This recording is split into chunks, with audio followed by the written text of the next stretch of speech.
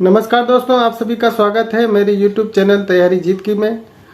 और जैसा कि झारखंड लोक सेवा आयोग में एक वैकेंसी निकली है बाल विकास परियोजना पदाधिकारी की, तो पिछले वीडियो में मैंने उस वैकेंसी के बारे में विस्तृत रूप से जानकारी दे दी है।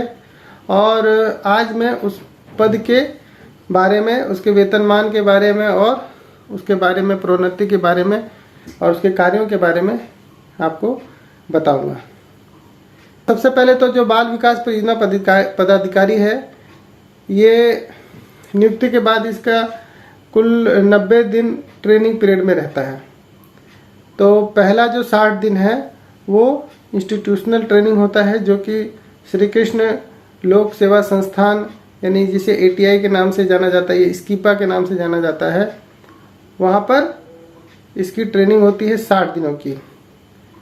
और उसके बाद 30 दिनों की जो ट्रेनिंग होती है वो फील्ड में होती है। तो कुल मिला के 90 दिनों की इसकी ट्रेनिंग होती है। और इसके बाद ये 2 साल तक प्रोबेशन पीरियड में पहले रहता है।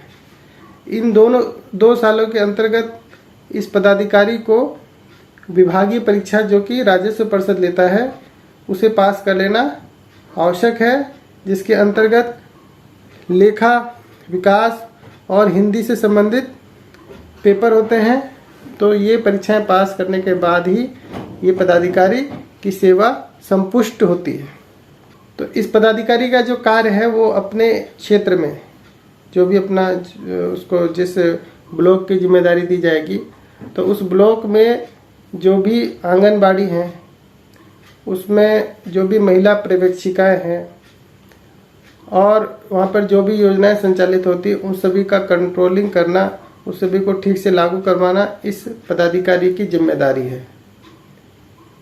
अब इसमें सरकार की कई योजनाएं हैं, जैसे राज्य किशोर न्याय निधि का एक संचालन होता है, जिसका लाभ किशोरों तक पहुंचाना।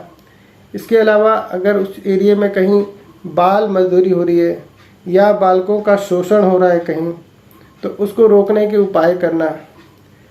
सुकन्या समृद्धि एक योजना चलती है, आपको पता ही होगा, तो उसको ठीक से लागू करवाना, उसका लाभ पब्लिक तक पहुंचाना। इसके अलावा जो समाज सेवी संस्थाएं होती हैं या स्वयं सेवी संस्थाएं होती है, उनका सहयोग प्राप्त करके और जनता तक उसका लाभ पहुंचाना।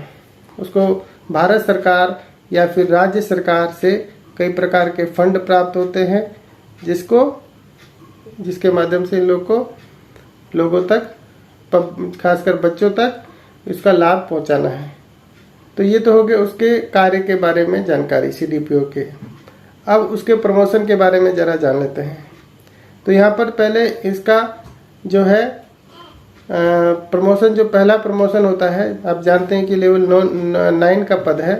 तो जो पहला प्रमोशन होता है वो लेवल 11 में होता है, और ये होता है जिला समाज कल्याण पदाधिकारी अथवा सहायक निदेशक समाज कल्याण के पद पर। और इसके बाद जो अगला प्रमोशन होता है वो उप निदेशक के पद पर लेवल 12 में, और इसके बाद संयुक्त निदेशक के पद पर, जो कि लेवल 13 का पद है।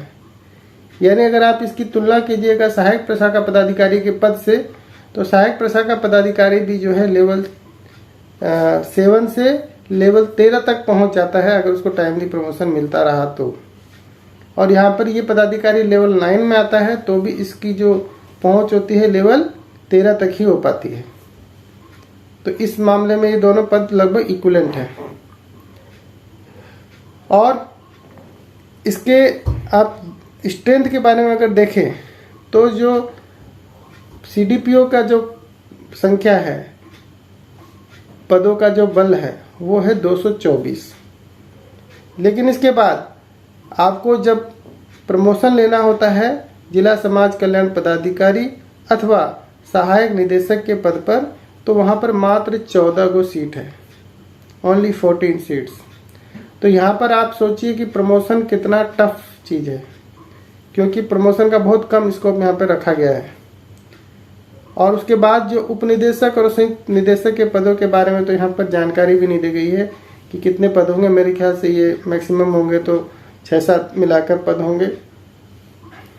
तो यहाँ पर प्रमोशन का स्कोप काफ़ी कम है, लेकिन फिर भी ये पद जो है ये एक गस्टेड पद है, जिसके अंदर आपको लेवल 9 का वेतनमान मिल जाता है। और अगर टाइमली प्रमोशन आपको नहीं मिला तो आपको MSCP के जरिए भी आप लेवल 9 से लेवल 10, 11, 12 आप 10-10 साल पे अपना प्रमोशन पा सकते हैं। तो आशा है कि आपको इस पद के बारे में जो भी जानकारी चाहिए थी वो मिल गई, और मैं फिर से एक बार किसी दूसरे पद के बारे में या दूसरी कोई नई जानकारी लेके अगले वीडियो में हाजिर हो जाऊंगा। तो तब तक के लिए धन्यवाद, वीडियो में अंत तक बने रहने। और जाने से पहले अगर आपने इस चैनल को सब्सक्राइब नहीं किया है तो प्लीज़ इसको सब्सक्राइब भी करते हुए जाइएगा। Thank you.